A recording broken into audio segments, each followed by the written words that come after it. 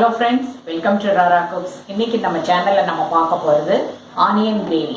அதுக்கு முன்னால இப்பதான் ஃபர்ஸ்ட் டைம் நீங்க எங்க சேனலை பார்க்கறீங்கன்னா Subscribe பண்ணிடுங்க. பக்கத்துல இருக்கிற பெல் ஐகானையும் மறக்காம பிரஸ் பண்ணிடுங்க. பொதுவா நம்ம சப்பாத்தி, பூரி, இந்த ரொட்டி, நான் இதெல்லாம் சாப்பிடும்போது சைட் டிஷ்ஷா என்ன செய்யறதுன்னு யோசிச்சுட்டே இருப்போம்.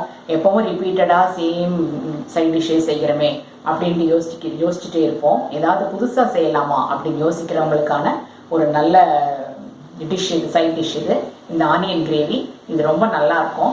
வாங்க எப்படி செய்யலாங்கிறத நம்ம இப்போ பார்க்கலாம். ஆனியன் கிரேவி செய்கிறதுக்காக நான் பெரிய வெங்காயம் ஒரு 6 எடுத்து வச்சுருக்கேன். இதை வந்து ஃபுல்லாக கட் பண்ணல, ஹோல் பீஸாக கட் பண்ணாமல் இப்படி ஸ்ப்ளிட் பண்ணி வச்சுருக்கேன்.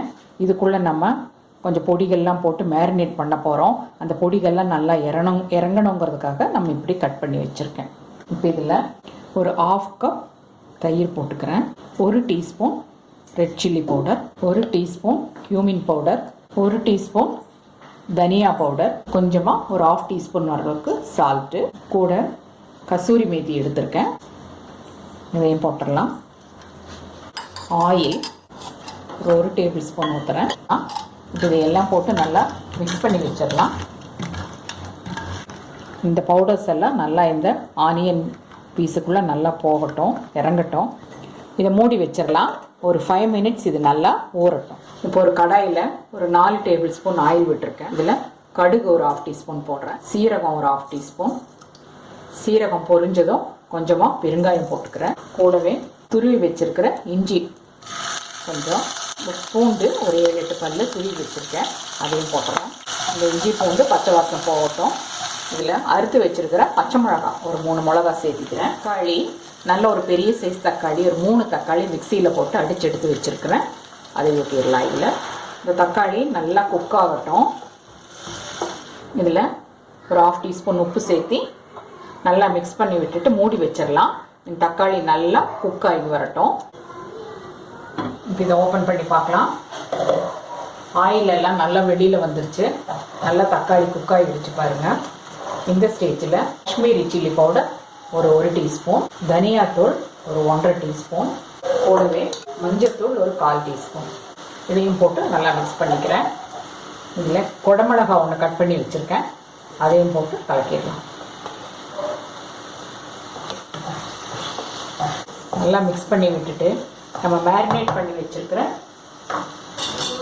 ஆனியனையும் இதில் போட்டுடலாம். நல்லா ஒரு 5 மினிட்ஸ் நல்லா கலக்கி விடலாம். கண்டினியூஸாக கலக்கிட்டே இருக்கணும் கொஞ்சம் நேரம். அப்போ தான் அந்த கிரேவி எல்லாம் நல்லா அந்த ஆனியனில் நல்லா இறங்கும். உப்பு காரம் எல்லாம் நல்லா அதுக்குள்ளே போகும். நல்லா கலக்கி விட்டாச்சு. இப்போ இதில் ஹாட் வாட்டர் கொஞ்சம் ஆட் பண்ணிக்கலாம். நல்லா குக் ஆகட்டும். அளவு பார்த்து ஊற்றிக்கோங்க. கிரேவி எந்த கன்சிஸ்டன்சிக்கு வேணுங்கிறத பார்த்து ஊற்றிக்கலாம். போதும், மூடி வச்சிடலாம். நல்லா கொதிச்சு வரட்டும். இப்போ ஒரு 3 மினிட்ஸ் ஆயிடுச்சு. பார்க்கலாம்.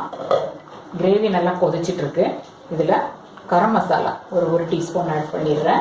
இந்த டைமில் உப்பு டேஸ்ட்டு பார்த்து உப்பு வேணும்னு ஆட் பண்ணிக்கலாம். அப்படியே தக்காளி கலவை தான் உப்பு போட்டிருக்கோம்.